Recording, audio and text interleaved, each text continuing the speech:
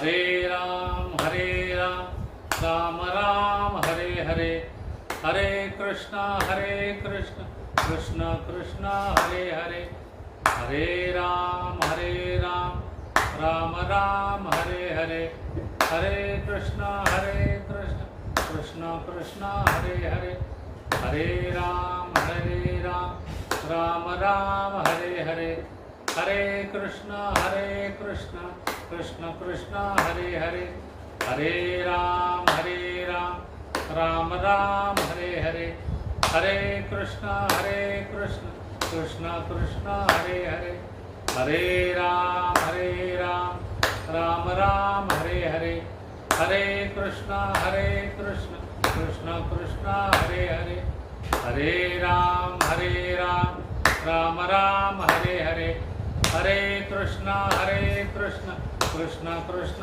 हरे हरे, हरे राम राम राम हरे हरे, हरे कृष्णा कृष्ण कृष्ण हरे हरे। पुंडलिकावरदे हरी विठ्ठल, श्री ज्ञानदेव तुकाराम, पंढरीनाथ भगवान की जय, आदि शक्ति मुक्ताबाई की जय, माऊली ज्ञानेश्वर महाराज की जय, जगद्गुरु तुकाराम महाराज की जय, नमो पार्वती पतये, हर हर महादेव की जय।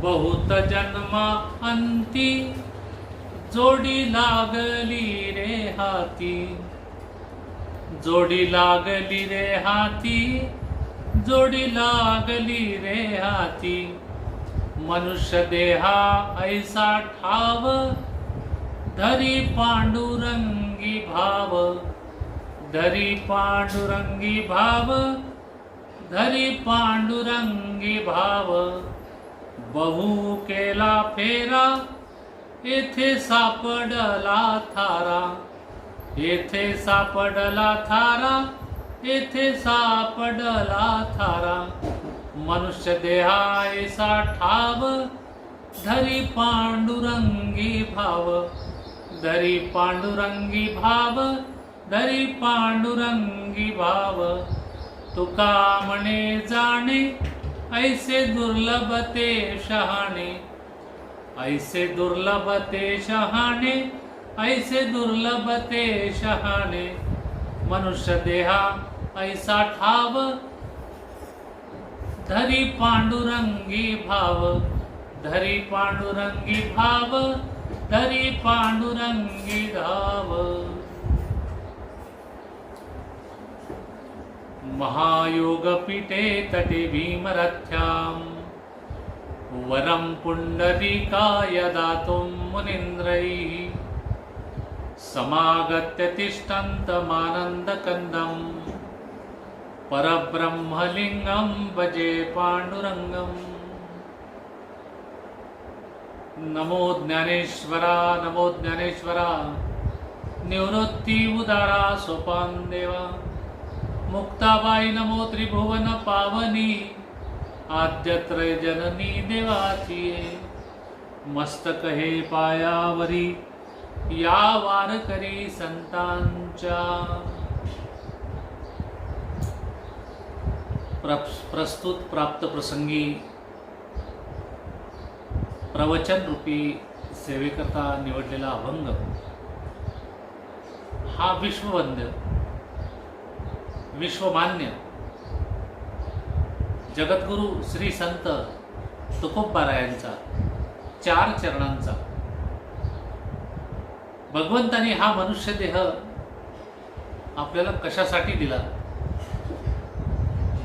त्याचं कारण काय आहे, या मनुष्य देहाला आल्यानंतर माणसाच्या जीवनाची इति कर्तव्यता काय आहे,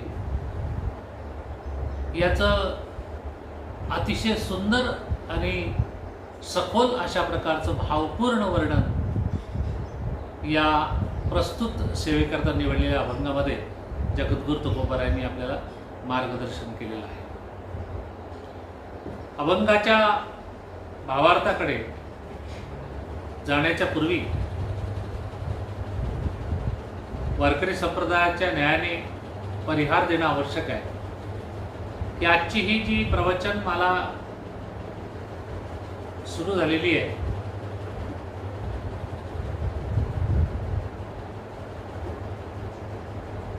त्या प्रवचनमालेमध्ये कारण असं आहे की आमचे परमस्नेही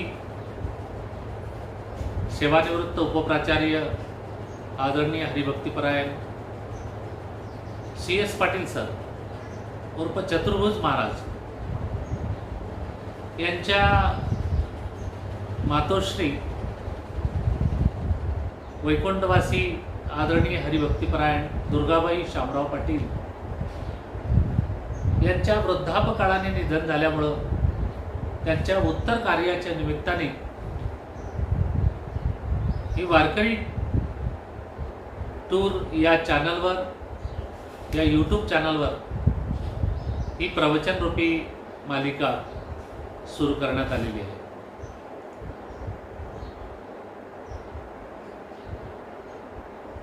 आपणास कल्पना आहे की पुनरपि जननम पुनरपि मरणम पुनरपि जननेश्च जठरे शयनम. जो जीव या पृथ्वीतलावर या सृष्टीमध्ये जन्माला येतो त्याला मरावं लागतं. मेलेला जीव 84 लक्ष योनीमधल्या कोणत्या तरी एखाद्या योनीमध्ये पुनश्च त्याचं प्रत्यारोपण होते आणि असा हा जीवनक्रम माणसाचा चालतो. परंतु मनुष्य देह हा इतर 84 लक्ष योनीमधल्या देहांपेक्षा किती वेगळा आहे, किती महत्वाचा आहे, याचं विवेचन आजच्या या अभंगामध्ये जगद्गुरु तुकोबाराय यांनी वर्णन केलेलं आहे. जन्माला अनेक लोक येतात जातात. तुका म्हणे एका मरण्याची सरे उत्तमची उरे कीर्ती मागे. परंतु कीर्ती काही ठराविक लोकांचीच शिल्लक राहते.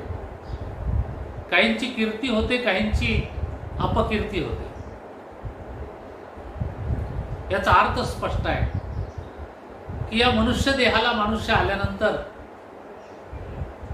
आपल्या जीवनाची इतकी कर्तव्यता काय आहे. कारण प्रत्येक क्षेत्रामध्ये विशिष्ट अशा प्रकारचं कर्तव्य करण्यासाठी ते क्षेत्र माणसासाठी निर्धारित केलेलं असतं. आपणास कल्पना असेल की अर्जुन सुद्धा आपल्या जीवनाची गीती कर्तव्यता विसरला होता. ज्यावेळेला रणांगणावरती पांडव आणि कौरवांच्या मध्ये युद्ध होणार, अशा वेळेला आपल्या जीवनाची इति कर्तव्यता विसरला.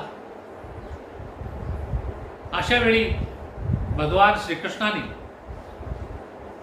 राजगुह्य सांगून आपली स्वतःची ओळखही करून दिली की अहम विश्वानरो भूत्वा प्राणिनाम देहमाश्रिता प्राणापान समायुक्तम पचाम्यनम चतुर्विधम.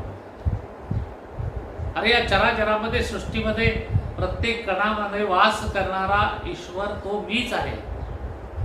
हे स्वतःच राजगुह्य सांगितल्यानंतर अर्जुनाला सांगितलं, अर्जुना तू रणांगणावरती कुरुक्षेत्रावरती युद्ध करण्यासाठी आलेला आहे आणि युद्ध करण्यासाठी युद्धभूमीवर असलेल्या क्षत्रियाचं एकच कर्तव्य आहे की त्याने आपल्या समोर असलेल्या शत्रू पक्षाशी लढावं आणि विजय प्राप्त करावा. संसारातला विजय वेगळा, परमार्थातला विजय वेगळा, युद्धभूमीतला विजय वेगळा. विजय झाला तर शूरत्व आहे. तुकोबाराय सांगतात ना, संसारात देखील शूरत्व प्राप्त होता येते माणसाला, शूर होता येते. जिंकावा संसार जिंकावा संसार येणे नावे तरी शूर येणे नावे तरी शूर एरकायती बापुडी एरकायती बापुडी. तुकोबाराय म्हणतात जिंकावा संसार येणे नावे तरी शूर. संसार ज्याने जिंकलाय ना त्याला शूर म्हणतात बरं का. पण संसार जिंकणं म्हणजे काय? कोट्याधीशांच्या यादीमध्ये आपलं नाव येणं, याला संसार जिंकणं म्हणत नाही. आपल्या शत्रू पक्षावरती विजय मिळवणं याला संसार जिंकणं म्हणत नाही. संसारामध्ये ज्या गोष्टींचा आपल्या जीवनावरती विपरीत परिणाम होतो त्या गोष्टींपासून वेगळं होणं, अलिप्त होणं याला संसार जिंकणं म्हणतात. संसारामध्ये प्रत्येक जीवावरती विकारांचा प्रभाव आहे. संसार जिंकायचा असेल तर पहिल्यांदा विकार जिंकले पाहिजे. काम, क्रोध, मद, मत्सर, दंभ, अहंकार या विकारांवरती विजय मिळवल्याशिवाय माणसाला संसारामध्ये यश मिळत नाही. त्याला पाहिजे त्या गोष्टी करता येत नाही. आणि म्हणून हा मनुष्य देह हा कर्माने प्राप्त झालेला आहे, प्रारब्धाने आपल्याला प्राप्त झालेला आहे. मागील जन्मामध्ये घडलेलं पाप पुण्यात्मक कर्म त्याच्याने हा देह आपल्याला प्राप्त होतो. पाप पुण्यात्मक देह जर पाप पुण्यात्मक कर्म करत असताना जर पुण्य जीवनामध्ये अधिक घडलं तर देवादिकांचा देह मनुष्याला प्राप्त होतो. पाप पुण्यामध्ये जर पापकर्म अधिक जास्त झालं तर पशवादिकांचा देह माणसाला प्राप्त होतो. परंतु पाप आणि पुण्याचं समतोल अशा प्रकारचा जर राखता आला तर पाप पुण्याच्या समान कर्माने मनुष्य देह मिळतो माणसाला. परंतु हे पाप कर्म किंवा पुण्यकर्म हे जरी माणूस करत असला, मनुष्य करत असला तरी पुण्यच कर्म घडतील किंवा पापच कर्म घडतील हे माणसाच्या हातामध्ये नाही. ते संचितानुसार घडत असते. संचितामध्ये जशा प्रकारचं पाप आणि पुण्य जमा झालेलं असेल तशा प्रकारचे भोग या जीवनामध्ये भोगून कर्म करावं लागतं माणसाला. सुखस्य अंतरम दुःखम, दुःखस्य अंतरम सुखम, न नित्यम लभते सुखम, न नित्यम लभते दुःखम. जशा प्रकारचा क्रम असेल संचितामध्ये पाप पुण्याचा तशा प्रकारचे सुख आणि दुःखाचे भोग माणसाला घडत असतात. आणि म्हणून मनुष्य देह हा इतर योनीपेक्षा एक विशिष्ट अशा प्रकारचा देह आहे. इतर योनीमध्ये जे देह आहे पशवादिकांचे त्यांनाही आपल्यासारखीच इंद्रिय आहेत. कान आहे, नाक आहे, डोळे आहे, हात आहे, पाय आहे, तोंड आहे, सगळं आहे त्यांना सुद्धा. परंतु मनुष्य देहामध्ये या हाताने काय खावं, काय प्यावं याची बुद्धी माणसाला आहे. पशवादिकांमध्ये या हाताचा आणि पायाचा काय उपयोग करावा याचं ज्ञान त्या पशवादिकांच्या देहामध्ये नाही. पशु काय पाप पुण्य जाणती, त्यांना हे ज्ञान नाही. हे ज्ञान फक्त मनुष्य देहातच आहे. आणि हे ज्ञान नाही कुठे, इतर देहांमध्ये हे ज्ञान नाही. मनुष्याला वाणी दिलेली आहे, उत्तम अशा प्रकारची वाणी दिलेली आहे मनुष्याला. पशवादिकांना सुद्धा वाणी दिलेली. एखादी म्हैस आहे, तिला पण वाणी दिलेली आहे. त्या वाणीने ती काय करते? हम्मा हम्मा असा आवाज काढते. गाय हंबरडा पडते, हम्मा. कुत्रा भुंकतो. बरं, असा कुठलाही प्राणीने की त्याला वाणी दिली नाही. चिमणी चिवचिव करते, कावळा कावकाव करतो. त्यांना सुद्धा वाणी आहे, परंतु त्यांच्या वाणीमध्ये फक्त वर्णरूपाची वाणी आहे त्यांना. मनुष्य देहाची जी वाणी आहे ती शास्त्राच्या मते वर्णाक्षरयुक्त आहे. वर्णाक्षराने युक्त असल्यामुळे मनुष्याला आपलं मत किंवा विचार त्या वाणीच्या द्वारा प्रकट करता येतात. त्या वाणीमध्ये बघा आणखी उपप्रकार शास्त्राने केलेले परा, पश्चंती, वैखरी वगैरे वगैरे. तेवढ्या खोलात आपल्याला काही जायचं नाही. पण सांगण्याचा उद्देश असा आहे की ही वाणी मनुष्य देहाला प्राप्त झालेली आहे आणि त्यामुळे इतर देहांपेक्षा हा जो देह आहे मनुष्य देह हा थोडा वेगळा देह आहे. मग या देहाच्या अनुषंगाने मनुष्य जन्माला आल्यानंतर माणसाने काय करायचं आहे, तर ज्या भगवंताने आपल्याला हा देह दिलेला आहे त्या भगवंताच्या कारणी हा देह आपल्याला खर्च करायचा आहे, लावायचा त्याच्या खर्चावर. कारण मनुष्य देहाला आल्यानंतर जर आपण भगवंताची ओळख करू शकलो नाही, त्या देवाला जाणता आलं नाही, कारण देवाला जाणण्याची शक्ती या मनुष्य देहामध्ये आहे. फक्त पशवादिकांच्या देहामध्ये देवाला जाणण्याची शक्ती नाही, ती मनुष्याच्या देहामध्ये आहे. आणि त्यामुळे देवाला देखील प्रश्न पडला ती सृष्टी निर्माण करताना. अगोदर पशवादिकांचे देह देवाने निर्माण केले, पण देवाने एक विचार केला की मी हे सगळे पशवादिकांचे देह निर्माण केले, पण हे मी निर्माण करून जर मलाच जाणू शकले नाही तर मग हे निर्माण करण्याचा अर्थ काय. आणि मग त्यानंतर देवाला सद्बुद्धी सुचली आणि त्याने मनुष्य देह निर्माण केला की जो परमेश्वराला जाणेल. कारण ज्याने आपल्याला जन्म दिला त्या जन्मदात्यालाच जर आपण जाणू शकलो नाही, त्यालाच आपण आश्रमाचा रस्ता दाखवला, तर मग या जन्माला येऊन त्याला जन्म देऊन फायदा काय, असा विचार देवाच्याही मनात आला. सृष्टवा पुराणी विविधान्य जयात्मत्या वृक्षान सरीसृप पशून खगदंशा हा मत्स्यान त्रैस्तर तृष्ट हृदय हा पुरुषम विधाय ब्रह्मावलोक भीषणम मुदमाप देवा. की भगवंतानी हा जो देह प्रत्येकाला दिलेला आहे, पशु सरीसृप प्राणी इतर सगळे पशवादिक, यांना हे ब्रह्म जाणता येण्याचा अधिकार नाही किंवा त्यांना जाणता येत नाही. पण मनुष्य देह हा असा आहे की याला हे ब्रह्म जाणता येते, हे ब्रह्म आहे बरं का. आता यावरती काही विचारवंतांनी शंका व्यक्त केली आहे की बा हे ब्रह्म कसं काय म्हणता. ब्रह्म जर आहे तर मग श्रीकृष्ण परमात्मा सगुण रूपाला होते, प्रभू रामचंद्र सगुण होते, त्यांना ब्रह्म कसं म्हणता येईल. ही गोष्ट खरी आहे की कृष्ण परमात्मा हे सगुण रूपाला होते, ही गोष्ट खरी आहे. परंतु कृष्ण परमात्मा हे ब्रह्म आहे, परब्रह्म आहे. हे का, तर हे ब्रह्म फक्त काही ठराविक विशिष्ट लोकांनाच जाणतात. कृष्ण परमात्मा रास क्रीडेमध्ये ज्यावेळेला रासक्रीडा सुरू होती वृंदावनामध्ये, तर त्या ठिकाणी आकाशामध्ये देवांनी गर्दी केली ती रासक्रीडा पाहण्यासाठी. पण कृष्ण परमात्मा हा फक्त त्या गोपिकांच्या जवळच होता, त्यांनाच दिसत होता. देवादिकांना तो कृष्ण दिसला नाही. मग देवादिकांना तो दिसला नाही याचा अर्थ काय, ते ब्रह्म आहे. ब्रह्म हे दिसत नाही. सगुण असताना सुद्धा ते ब्रह्म आहे. नारदानी इच्छा व्यक्त केली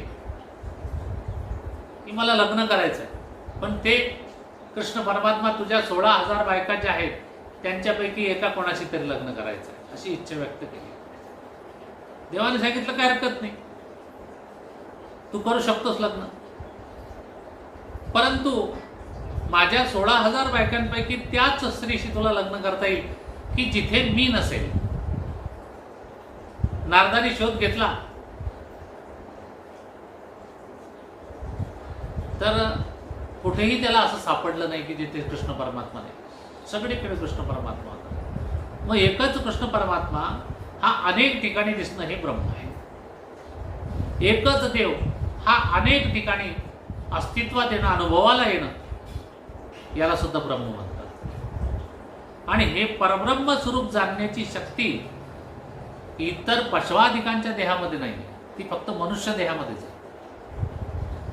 आणि म्हणून हा महत्वाचा, अतिमहत्वाचा देह आपल्याला प्राप्त झाल्यानंतर या देहाला जर आपल्याला सार्थकी लावायचं असेल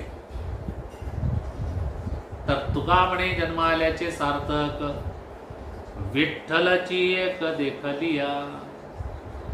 या जन्माचं सार्थक तेव्हाच होईल की ज्यावेळेला तो विठ्ठल आपण या देहाच्या ठिकाणी पाहू.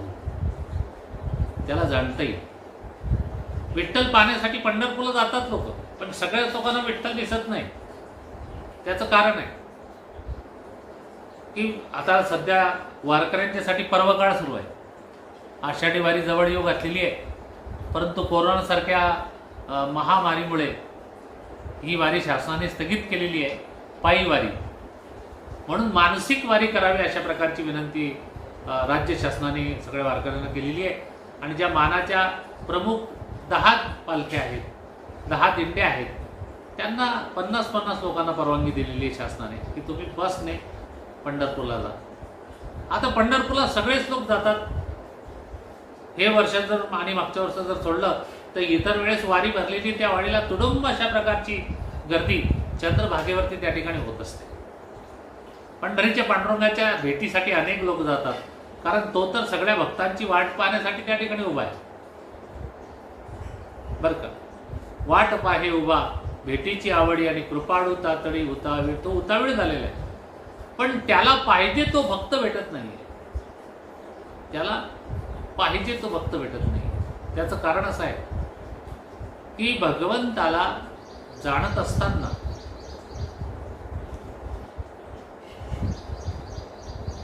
सर्वांगाने त्याला जाणण्यासाठी आपल्याजवळ साधन योग्य अशा प्रकारचं साधन पाहिजे.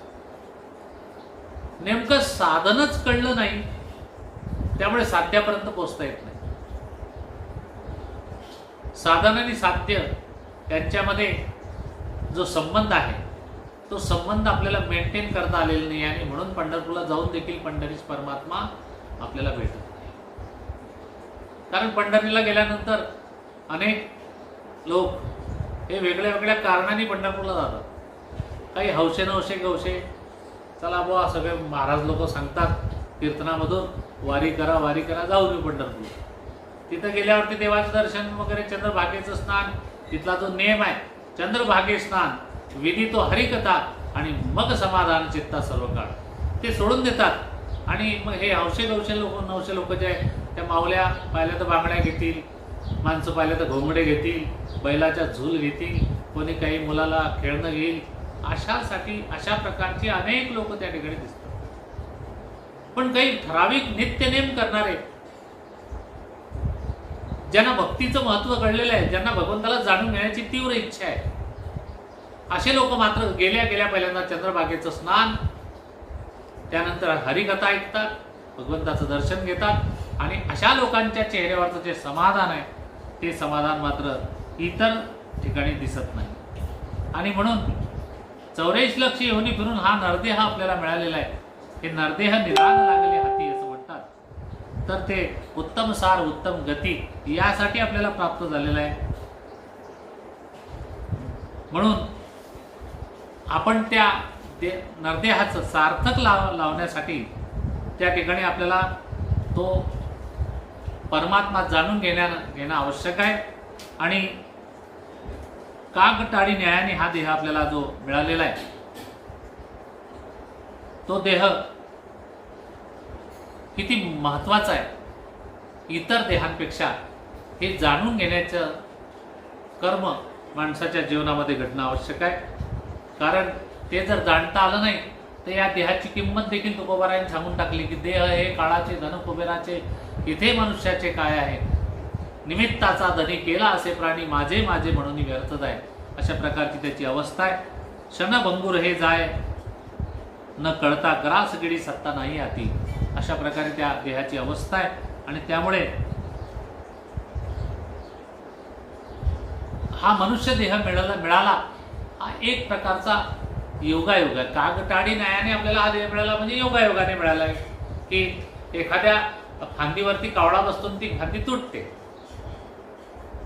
फांदी तुटल्यावर कावळा नाही बसत. फांदी तुटल्यानंतर, फांदीवर बसल्यानंतर कावळा ती फांदी तुटली तर हा योगायोग म्हणावा. किंवा एखादा आंधळा माणूस आहे त्याला सांगत तो वरती हात करून टाळी वाजवायला लागला, इतक्यात त्याच्या हातात कावळा आला, हा योगायोग. याला म्हणतात कागटाळी न्याय. तसं कागटाळी न्यायानेच हा देह योगायोगाने मिळाला आपल्याला. आणि तो योगायोगाने मिळाल्यामुळे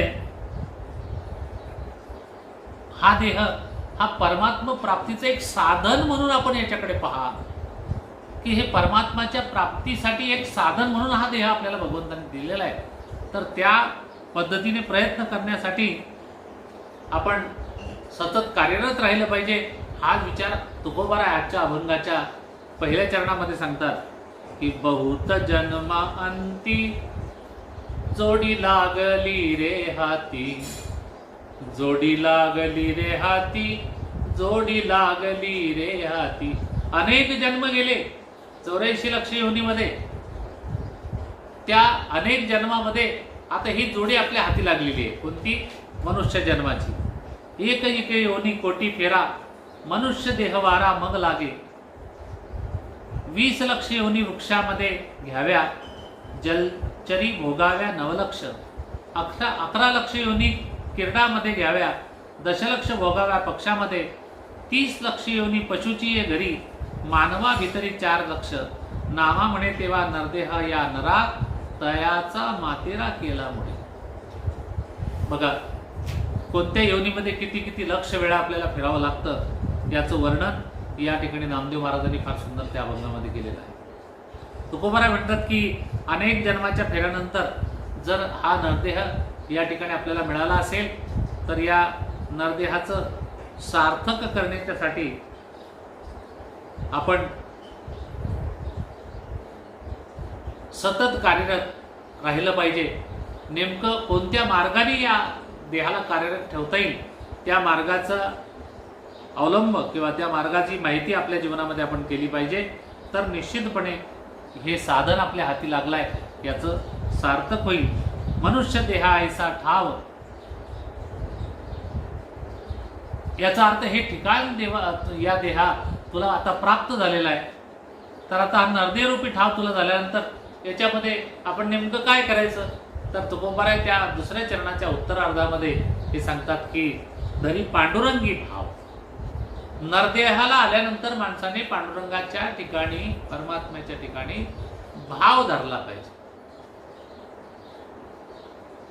कारण परमात्म्याला तुमच्या या नरदेहातून दुसरं काहीच नको आहे. तुमच्या संसारातून, तुमच्या संपत्तीमधून, तुमच्या कर्मातून काहीही नको परमात्म्याला. त्याला फक्त तुमचा भाव पाहिजे. भाव तस्मात कारण, काही न लगे एक भावचे कारण. तुका म्हणे आन विठोबाची. देवाची शपथ घेऊन तुकोबाराय सांगतात की देवाला काही लागत नाही, आपला फक्त भाव लागतो. मग आता भाव लागतो म्हणजे नेमकं देवाच्या चरणी भाव ठेवायचा याचा अर्थ का? आता भाव आणि भक्ती जवळपास सारख्या अर्थाचे शब्द आहेत. भाव आणि भक्ती सारख्या अर्थाचे शब्द आहेत. पण मग या ठिकाणी भाव आणि भक्ती हे वेगवेगळे शब्द का वापरले तुकोबाराय म्हणतात? भाव हा शब्द भक्ती या अर्थाने संतांनी वापरलेला आहे आणि भाव हा शब्द संसारात देखील अनेक ठिकाणी आपण वापरतो. त्यामध्ये आपला उद्देश वेगळा असतो. तर हा जो परमात्म्याच्या ठिकाणी असलेला भाव आहे हा परमात्म्याच्या प्रेमासंबंधीची जी पहिली अवस्था आहे तिला खरं भाव म्हणतात. परमात्म्याविषयी आपल्या मनामध्ये, आपल्या हृदयामध्ये प्रेम प्रकट होणं ही भावाची पहिली अवस्था मानली. म्हणजे परमात्म्याच्या चरणी जर भाव ठेवायचा असेल तर अगोदर आपल्या जीवनामध्ये काय करता आलं पाहिजे? आपल्याला प्रेम करता आलं पाहिजे. प्रेम ही भावाची पहिली पायरी. प्रेमाने जग जिंकता येते तसं प्रेमाने देव सुद्धा जिंकता येते. अनेक साधू संतांनी प्रेमानेच भगवंताला जिंकला किंवा आपलासा केला. तो अंकित झाला भक्ताचा. का? तर प्रेम लक्षणा भक्ती बरं का, आणि ज्ञान लक्षणा भक्ती अशा 2 प्रकारच्या भक्ती. प्रेम लक्षणा भक्तीने परमात्म्याच्या जवळ जाता येते आणि ज्ञान लक्षणा भक्तीने परमात्म्याला जाणता येते.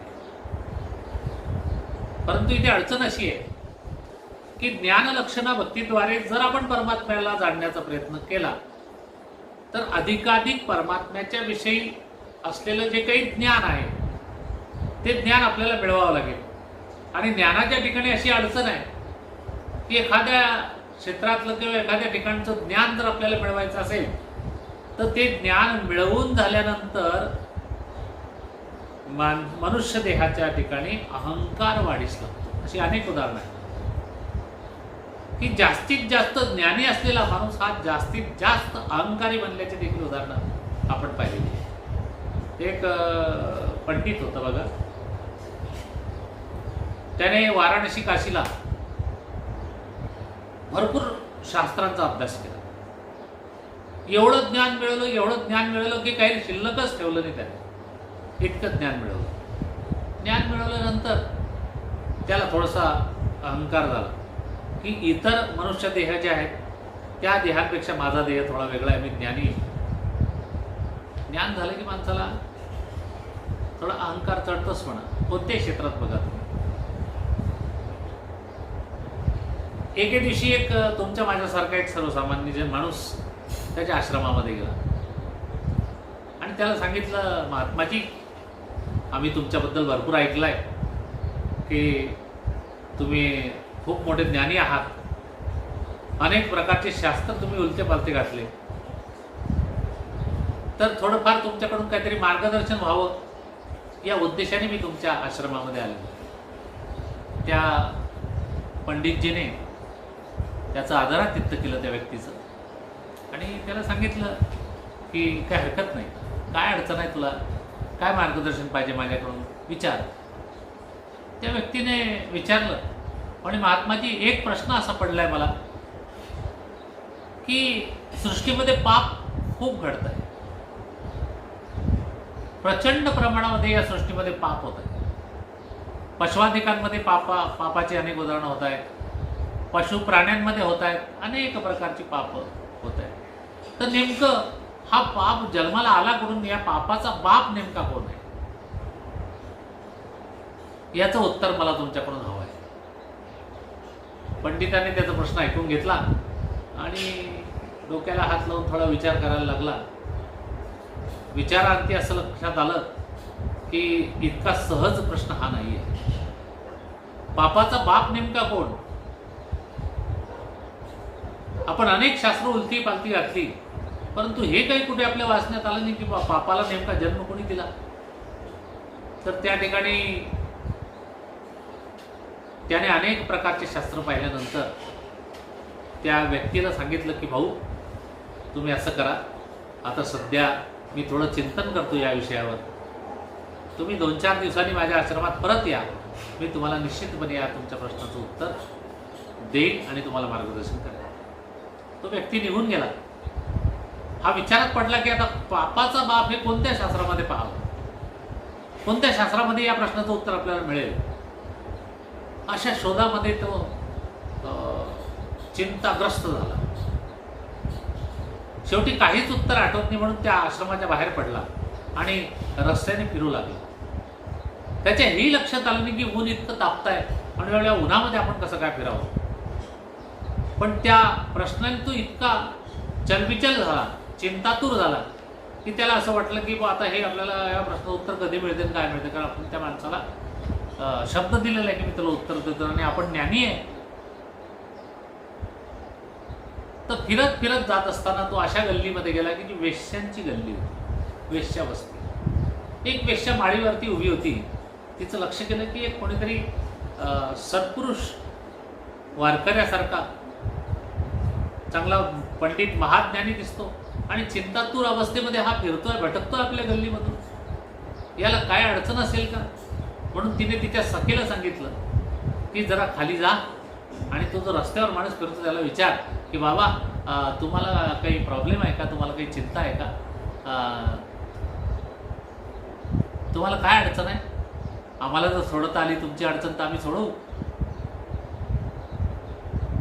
असं त्याला सांग, असं त्या सखीला त्या वेश्येने सांगितलं. ती सखी गेली आणि त्या महात्म्याला सांगितलं, थांबवलं आणि महात्माजी तुमच्या चेहऱ्यावरती खूप मोठी चिंता दिसते, एवढ्या भर उन्हात तुम्ही फिरताय, या गल्लीमध्ये 4-5 फेऱ्या तुम्ही मारल्या, नेमकं तुम्हाला या गल्लीशी काही काम आहे का, तुम्हाला काही प्रश्न आहे का, तुम्हाला काही अडचण आहे का, आमची मालकीण तुम्हाला बोलवते.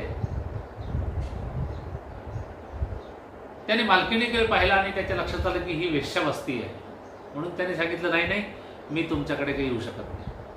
त्या सखीने सांगितलं ठीक आहे, तुम्ही आमच्याकडे नका येऊ, नुसतं चला आमच्या अंगणात उभे राहा, एक ग्लासभर पाणी घ्या आणि मग तुम्ही तुमच्या रस्त्याला निघा.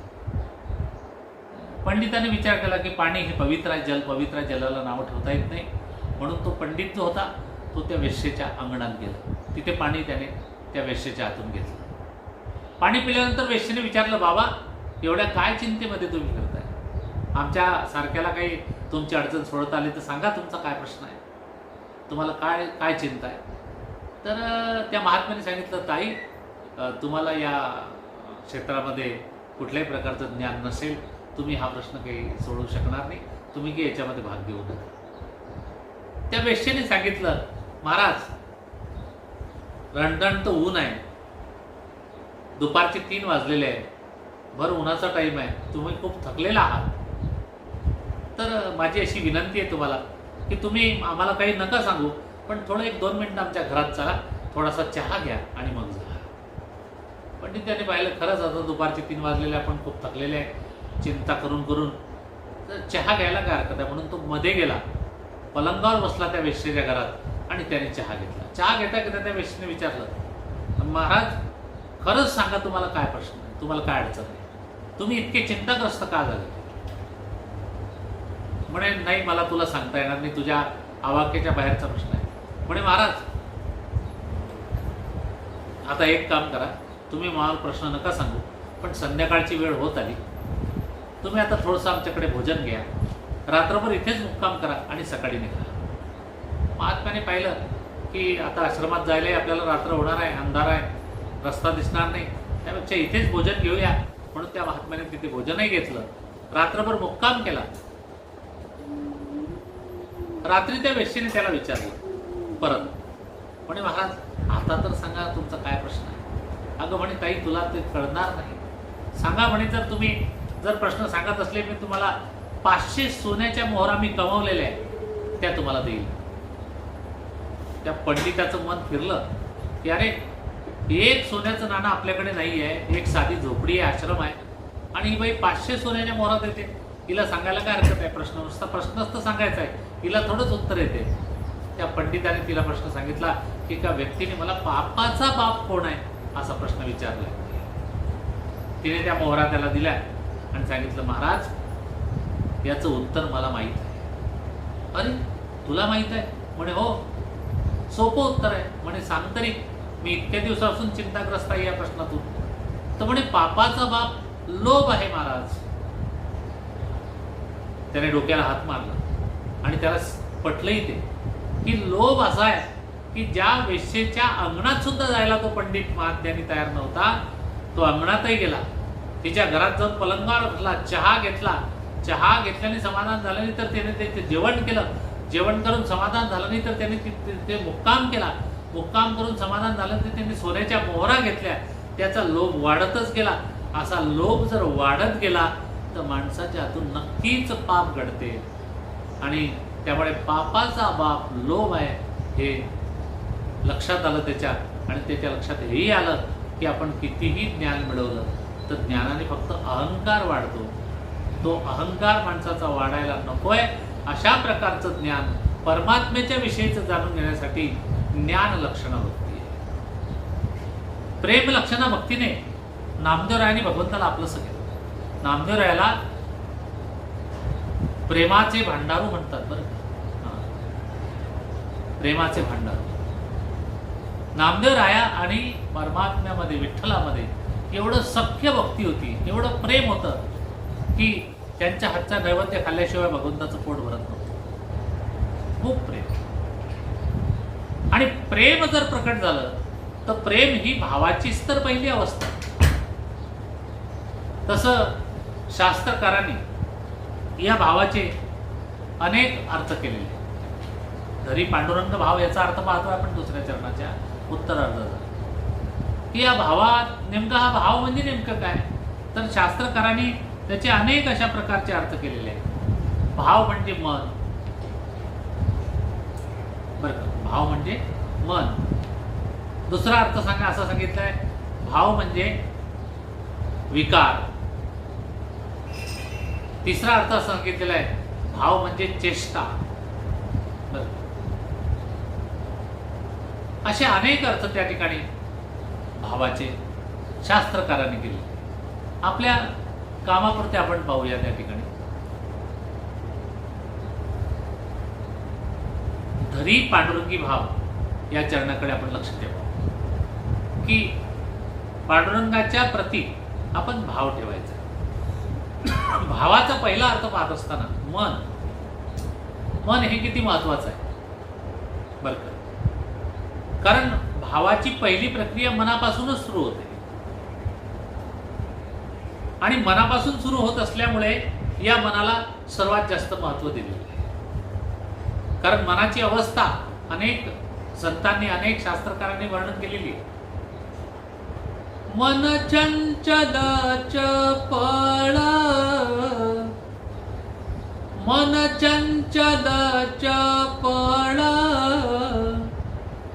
जाता येता न लगे वेळा.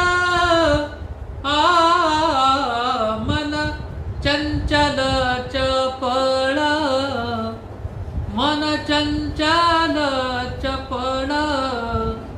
मन इतकं चंचल आहे, इतकं चपळ आहे की त्याला जायला आणि यायला कधीच वेळ लागेल. आताही बघा ना, आपण जरी प्रवचन ऐकत असाल तरी आपलं मन या प्रवचनाच्याच ठिकाणी असेल हे खात्रीने नाही सांगता येत. काही संसारातल्या एखाद्या विषयात देखील एखादं मन गुंतलेलं आहे. एखाद्याचं मन कुठे बाहेर भटकत असेल, शरीर मात्र घरात आहे. ती मनाची अवस्था फार चंचल आहे, फार बिकट आहे. आणि म्हणून मन करारे प्रसन्न सकळ सिद्धीचे कारण. ते मन जर प्रसन्न नसेल तर त्याच्यामध्ये संसारातल्या विषय विकारांचा प्रभाव असतो त्याच्यावर. आणि त्या संसारातल्या विषय विकारांचा प्रभाव जर मनावरती पडला तर मग काय होते, माऊली सांगतात ना की विषयी विषयाचा पडी पाडू, गोड परमार्थ लागे कडू, कडू विषय तू गोडू जीवासी झाला. या देहाला या जीवाला संसारातले अनेक विषय कडू आहे, पण प्रत्यक्ष ते गोड वाटतात. कारण ते क्षणिक आनंद देतात. मनाला काय लागतं, फक्त क्षणिक आनंद. मनाला पटेल ते करेल बा मी, म्हणजे मनाची आवड आहे ती. आवड ही मनाची नसावी, आवड ही देवाची असावी. बरं का. आवड देवाची असावी, मनाची. मनाला काही बी आवडते नाही का. मनाला संसारातले विषय विकार सुद्धा आवडतात. आता विकार आवडणं ही चांगली गोष्ट आहे का. मनाला काम हा विकार आवडतो. मनात येते की काम भावना आपली उत्कट व्हावी. मनाला क्रोध हा विकार आवडतो. एखाद्याशी आपण भांडण करावं, पण मग एखाद्याशी भांडण करणं चांगलं आहे का. मनाला काहीही आवडू शकते. मनाची आवड या देहाच्या ठिकाणी महत्वाची नाही आहे, इथे भगवंताची आवड महत्वाची आहे. आवडे देवासी तो ऐका प्रकार, नामाचा उच्चार रात्रंदिवस. तुळशी माळ गळा गोपी चंदन टिळा, हृदयी कळवळा वैष्णवांचा. नाथ महाराज सांगतात की आवडे देवासी तो एका प्रकार, नामाचा उच्चार रात्रंदिन हे आवडते देवाला. देवाला तुमचं मन काय म्हणतं ते नाही आवडत. म्हणून भाव भगवंताच्या चरणी धरत असताना त्याचा पहिला अर्थ मन आहे. म्हणून पहिल्यांदा मनाच्या गावा जावे, त्या मनाकडे आपण लक्ष दिलं पाहिजे. कारण भावाचा चौथा अर्थ वृत्ती सांगितलेला आहे. त्या मनाचा वृत्तीचा फार मोठा संबंध. मन जेव्हा आपल्या ताब्यात येते ना, त्यावेळेला वृत्तीही तदाकार होते. त्याच्यासाठी मन ही पहिली अवस्था आहे. कोणतंही कार्य करत असताना मनाचा ठाव घेतल्याशिवाय कार्य घडत नाही, लक्षात ठेवा. मनाची परवानगी. तुम्ही लाख किती म्हणत असाल की बा मी माझ्या मनाने केलं, बरं का. माझ्या मनाने केलं काय म्हणजे तुमच्या मनाने सांगितलं ते, म्हणून तुम्ही केलं. तुमचा स्वतःचा काहीच रोल नाही याच्यात. मन म्हणताय म्हणून. मन, म्हणून मन हे 11वं इंद्रिय मानलं गेलेलं आहे. पंचकर्मेंद्रिय, पंचज्ञानेंद्रिय आणि 11वं इंद्रिय मन. मय्येव मनाध्यस्थ, तुझं मन हे माझ्या ठिकाणी ठेव, याचा अर्थ धरी पांडुरंगी भाव. हे मन जे आपलं हे देवाच्या चरणी लागलं पाहिजे. देवा माझे मन लागो तुझे चरणी, संसार व्यसनी पडू नये. किंवा मनाविषयी खूप मोठे प्रमाण सांगता येते. हे मन भगवंताच्या चरणी लीन करणं, त्याला अर्पण करणं म्हणजे दरी पांडुरंगी भाव. परमात्म्याच्या चरणी हा भाव जर आपल्याला ठेवायचा असेल तर पहिल्यांदा आपण त्या देवाला मन अर्पण करतो. दुसरा अर्थ भावाचा सांगितला विकार. काम, क्रोध, मद, मत्सर, दंभ, अहंकार हे जे विकार आहेत, हा भावाचा अर्थ सांगितलेला आहे. किंवा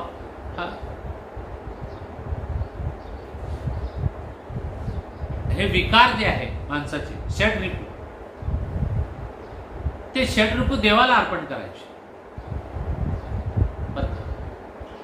जोपर्यंत तुम्ही षड्रिपू तुमच्यातले विकार देवाला अर्पण करत नाही तोपर्यंत ते जाणारच नाही. कारण संसारामध्ये असे अनेक प्रकारचे विकार शमवण्याचा प्रयत्न प्रत्येक जीव करतो. किंवा आज आपण संकल्प करतो अनेकदा की आजपासून मी कोणावर संतापणार नाही, म्हणजे क्रोध हा विकार माझ्यावरती प्रभावित राहणार नाही, असं संकल्प करतो आपण. पण एखादी घटना आपल्या समोर नेमकी अशी येते की त्यावेळेला माणसाला क्रोध आल्याशिवाय राहत नाही. इच्छा नसताना देखील त्या ठिकाणी वाटत होतं. म्हणजे संसाराच्या ठिकाणी हा मनुष्य देह असताना या विकाराला आपल्या ताब्यात ठेवणं कठीण आहे, कठीण आहे. साधू संतांनी आपले विकार देवाला अर्पण केले. साधू संतांच्या ठिकाणी विकार नव्हते का? जनाबाईने किती कठीण शब्दामध्ये देवाला शिवे दिलेले, तुझी रानरंटी झाली वगैरे वगैरे. तुकोबरांनी शिवाय दिलेले. मग त्यांच्या ठिकाणी क्रोध हे विकार नव्हता का? प्रत्येक व्यक्तीमध्ये जो जो मनुष्य जन्म धारण करून या सृष्टीमध्ये जन्माला आलेला आहे तो विकारांचा पुतळा आहे, एवढं निश्चित आहे. आणि म्हणून हे विकार सुद्धा आपण देवाला अर्पण करणं आवश्यक आहे. तुम्ही विकार अर्पण केले याचा अर्थ दरी पांडुरंगी भाव. तुम्ही पांडुरंगाला भाव दिला, भाव अर्पण केला असा त्याचा अर्थ होतो. म्हणजे पहिल्यांदा आपल्याला काय अर्पण करायचं आहे? मन. त्यानंतर आपल्याला विकार अर्पण करायचे. तोपर्यंत तो परमात्मा तुमच्याकडे पाहणारच नाही. कारण विकार जर शरीरात शिल्लक राहिले तर पांडुरंगापासून तुम्ही केव्हाही वेगळे होऊ शकता. आपल्याला पांडुरंगापासून वेगळं व्हायचं नाही आहे. आपल्याला अहम ब्रह्मास्मी या पदावरती जायचं आहे, महावाक्याकडे. म्हणजे मी देह नाहीच, हे सर्व परमात्मा तूच आहे. आत्मा सकळांचा श्रीहरी तो हा उभा विटेवर. त्याचा आत्मा आणि आपल्या आत्म्यामध्ये अंतर नाही. तो आणि आपण एकच आहोत. आपण त्याचीच लेकरं आहोत. हा विचार जोपर्यंत आपल्या मनामध्ये येत नाही, जोपर्यंत आपल्या जीवनामध्ये येत नाही, तोपर्यंत तो परमात्मा आपल्याला आपलंसं करणार. आणि तो करण्यासाठी आपण या मनाला त्या परमात्म्याला अर्पण केलं पाहिजे. आता कोठे धावे मन, आता कोठे धावे मन, तुमचे चरण देखलिया, तुमचे चरण देखलिया. भाग गेला शीन गेला, अवघा झाला आनंद. आता कोठे धावे मन, तुमचे चरण देखलिया. तुमचे चरण देख लिया. पांडुरंगाच्या चरणी आपलं मन म्हणजे भाव अर्पण केल्यानंतर भाग गेला, क्षीण गेला. भाग गेला, क्षीण गेला. पांडुरंगाच्या चरणी आपण हा मन अर्पण केल्यानंतर माणसाच्या जीवनात भाग शिल्लक राहत नाही. भाग म्हणजे धावाधाव. संसारामध्ये पळतो माणूस, बरं का, संसारामध्ये पडतो माणूस आणि वारीमध्ये धावतो माणूस. पळणं आणि धावण्याच्यात काय फरक आहे? एकच अर्थ आहे, पळणे आणि धावणे. पण संसारात विषयाच्या मागे पडतो माणूस आणि वारीमध्ये परमात्म्यासाठी धावतो माणूस. म्हणून तुम्ही लक्षात ठेवा की जे लोक पायीवारी करतात ना, ते अगदी 80-80, 90 वर्षाचे म्हातारे लोक हे पायी चालून संध्याकाळी ज्या वेळेला विसाव्यावरती एकत्र येतात, त्या ठिकाणी एखाद्या तरुणाला सुद्धा लाजवेल अशा प्रकारची शक्ती त्यांच्यामध्ये असते आणि हरिपाठात ते फार मोठी पावली खेळतात. कुठे गेला त्यांचा तकवा? शील कुठे गेला त्यांचा? जात नाही. तो परमात्मा सगळं सांभाळतो. कारण परमात्म्यासाठी ते धावतायत. संसारासाठी पळतो माणूस आणि माणूस पळाला तर थकणार, पण माणूस जर परमात्म्यासाठी धावला तर तो थकत नाही. तो थकला म्हणजे देव थकला. वारकरी थकला म्हणजे देव थकला. आणि देव जर थकला तर सारं विश्वच थकलं, ही सृष्टीच थकली. म्हणून देव स्वतःही थकत नाही आणि त्याच्या भक्ताला, त्याच्या वारकऱ्याला थकू देत नाही. का? तर त्याने आपलं मन त्याला अर्पण केलेलं आहे. मनही अर्पण केलं आणि विकारही अर्पण केले. मन आणि विकार ज्या वेळेला भगवंताच्या चरणी लीन होतात, त्यावेळेला माणूस हा पूर्णपणे त्या परमात्म्याच्या स्वरूपाशी एकरूप झालेला असतो. कारण परमात्म्याचं स्वरूप चांगल्या चांगल्यांना जाणता आलं नाही. वरवर पाहता आपण पहिलाच अभंग म्हणतो, सुंदर ते ध्यान उभे विटेवरी करकटेवरी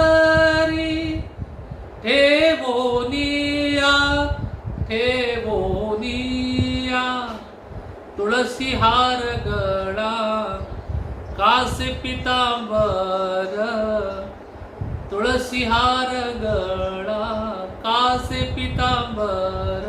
या पहिल्याच अभंगामध्ये आपण भगवंताचं स्वरूपाचं वर्णन करतो, पण हे भगवंताचं खरं स्वरूप नाही. सुंदर ते ध्यान उभे विटेवर. भगवंताच्या खऱ्या स्वरूपाची ओळख शेवटच्या चरणात दिली आहे.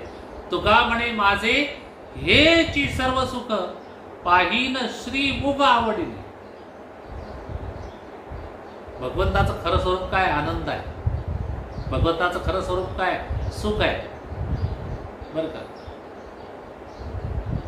सुखरूप ऐसा सुखरूप ऐसा सुखरूप ऐसा तुझा कोणी सांगा. माझ्या पांडुरंगा सारी खातो माझ्या पांडुरंगा सारी खातो. आ आ सुखरूप ऐसा सुखरूप ऐसा सुखरूप ऐसा तुझा कोणी सांगा. परमात्मा हा सुखरूप आहे. परमात्मा हा आनंद स्वरूप आहे.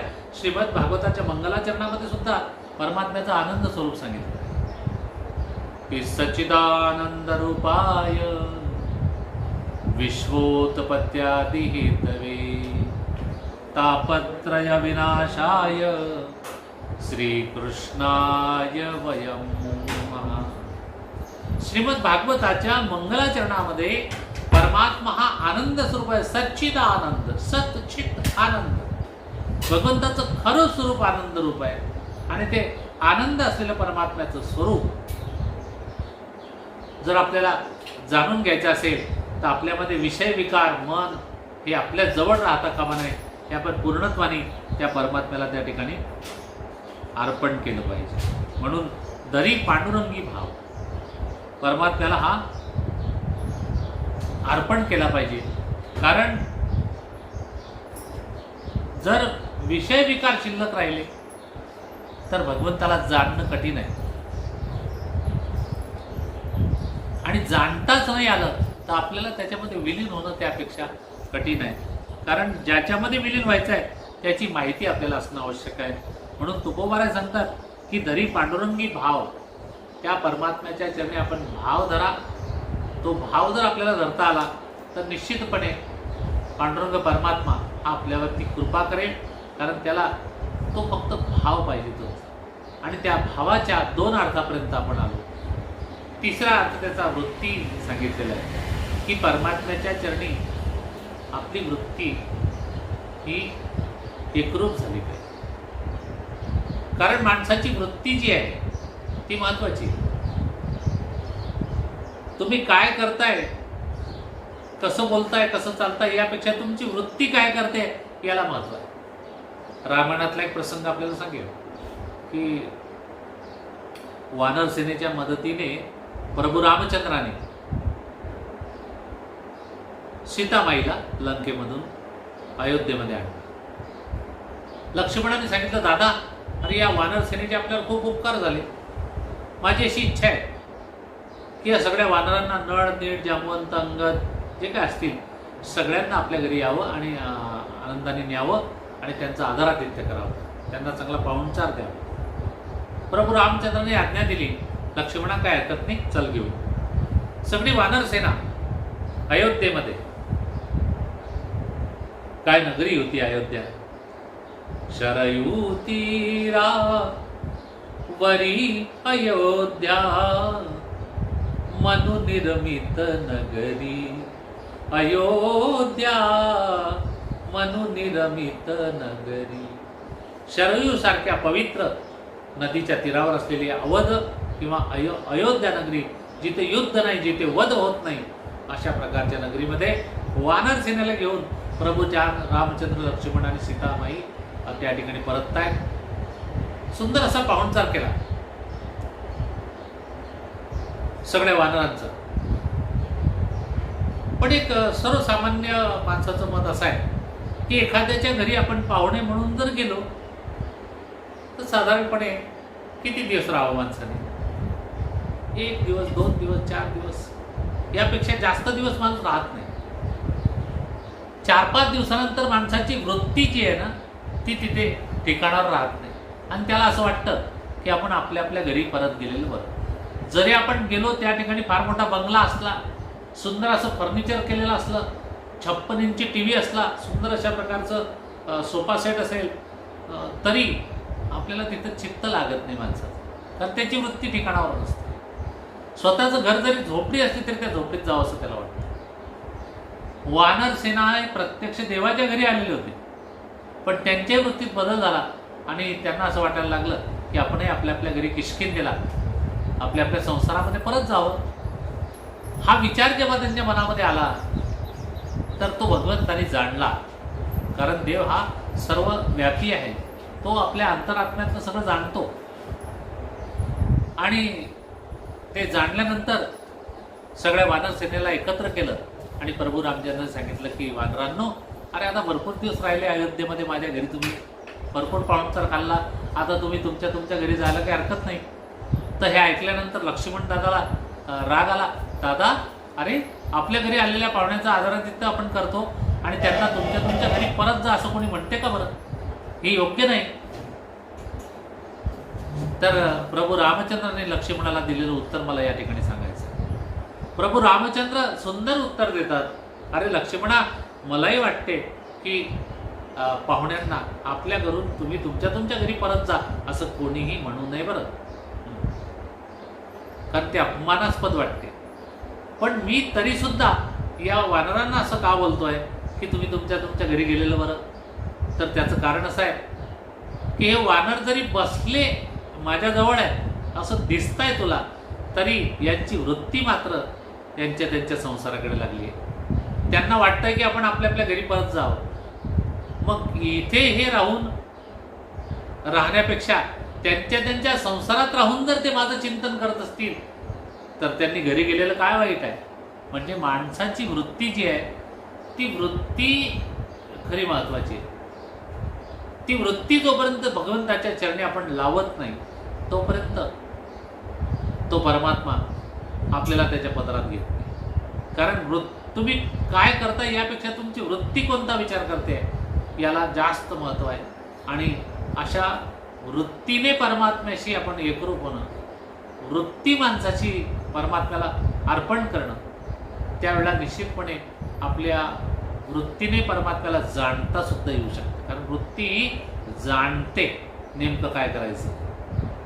आणि त्यामुळे पांडुरंग परमात्म्याला जाणण्यासाठी हा धरी पांडुरंगी भाव म्हणजे वृत्तीने आपण त्याला भाव अर्पण करावा, मनाने आपण त्याला भाव अर्पण करावा, विकाराने आपण त्याला भाव अर्पण करावा आणि चेष्टेने सुद्धा आपण त्याला भाव अर्पण करावा.